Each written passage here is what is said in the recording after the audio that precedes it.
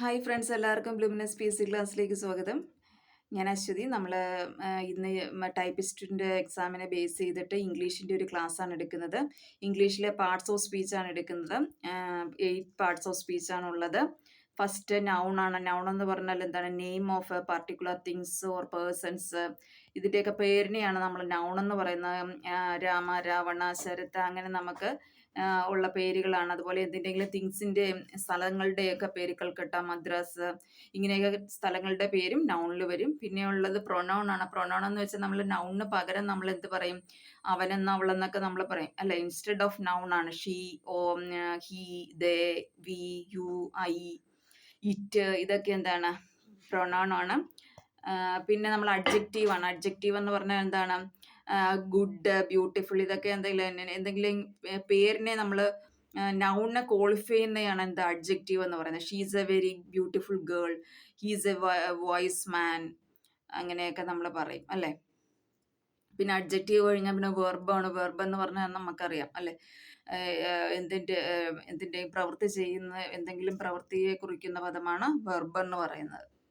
Any action is termed as verb. അതായത് cook, dance, run, jump, write, അങ്ങനെയുള്ളതൊക്കെ എന്താണ്? വെർബാണ് അല്ലേ. ഏത് പ്രവൃത്തി? സ്ലീപ്പ് ഒരു വെർബ് തന്നെയാണ് അല്ലേ. അപ്പോൾ എന്തെങ്കിലും പ്രവൃത്തിയാണ് നമ്മൾ വെർബ് എന്ന് പറയുന്നത്. പിന്നെ ആഡ്വർബ് ഉണ്ട്. ആഡ്വർബ് എന്ന് വെച്ചാൽ എന്താണ്? വെർബിനെ ക്വാളിഫൈ ചെയ്യുന്നതാണ് ആഡ്വർബ്. വെർബിന് പകരം നിൽക്കുന്നതാണ് ആഡ്വർബ് എന്ന് പറയുന്നത്. നമ്മൾ മീൻസ് ഈസ്, ആറ്, ഇതൊക്കെ എന്താണ്? He's writing, she is writing A book, she is, അതൊക്കെ നമ്മൾ പറയും അല്ലേ.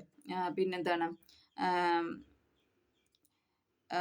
അതുപോലെ തന്നെ ഫാസ്റ്റായിട്ട് നമ്മൾ ഒരാൾ വേഗത്തിൽ ഓടുന്നതിന് ഓടി എന്ന് പറയുന്ന വെർബാണ്. എങ്ങനെയാണ് ഓടിയത്? ഫാസ്റ്റായിട്ട്. ഹി റൺ ഫാസ്റ്റ് അല്ലേ.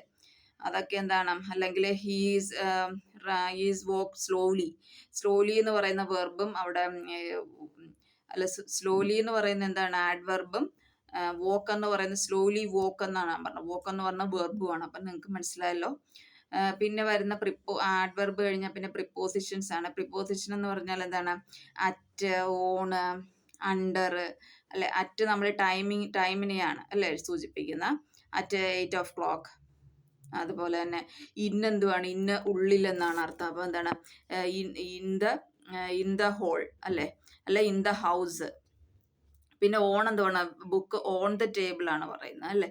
ബുക്ക് ഓൺ ദ ടേബിളിൻ്റെ പുറത്താണെങ്കിൽ നമ്മൾ ഓൺ പറയും. അണ്ടർ എപ്പോഴാണ് പറയുന്ന? അടിയിൽ അല്ലേ. അണ്ടർ അണ്ടർ ദ ട്രീ എന്ന് വേണേൽ നമുക്ക് പറയാം അല്ലേ. The dog under the tree, the dog standing under the tree.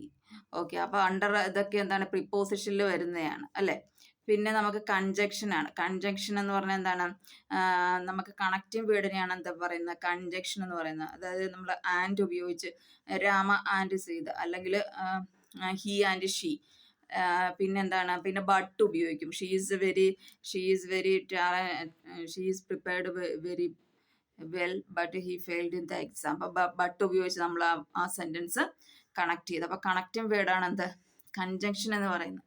പിന്നീട് ലാസ്റ്റ് വൺ ആണ് എന്ത്? ഇന്റർജെക്ഷൻ എന്ന് പറയും. ഇന്റർജെക്ഷൻ എന്ന് വെച്ചാൽ എന്തിൻ്റെങ്കിലും ഫീലിങ്സിനെയാണ് നമ്മൾ ഇന്റർജെക്ഷൻ എന്ന് പറയുന്നത്. അതായത് വാവ്, നമ്മൾ എന്തെങ്കിലും അത്ഭുതങ്ങളൊക്കെ കാണുമ്പോൾ എന്താ പറയുക? വാവ്, ബ്യൂട്ടിഫുൾ അല്ലേ, വാ, സൂപ്പർ എന്നൊക്കെ പറയും. അതുപോലെ തന്നെ ഹുറേ എന്തുപോലെ ഹാപ്പി മൂഡിനെ സൂചിപ്പിക്കുന്ന ഹുറേ. അതുപോലെ തന്നെ സാഡ് മൂഡിനെ സൂചിപ്പിക്കും. സാഡ്, ഹൂ, അതൊക്കെ എന്താണ്? നമ്മൾ ഇന്റർജെക്ഷൻ ആണ്. അപ്പോഴത്തെ നമുക്ക് first one noun, second one pronoun, third one adjective, fourth one verb, fifth one adverb, sixth one preposition, seventh one conjunction, last one interjection. Okay. എല്ലാവർക്കും പാർട്സ് ഓഫ് സ്പീച്ച് മനസ്സിലായെന്ന് വിചാരിക്കുന്നു. Next നമുക്കിതിൻ്റെയൊക്കെ detail ആയിട്ട് നൗണിനെ മാത്രം എടുത്ത് പഠിക്കാം. നെക്സ്റ്റ് ക്ലാസ്സിൽ നമ്മളത് video ചെയ്യുന്നതായിരിക്കും.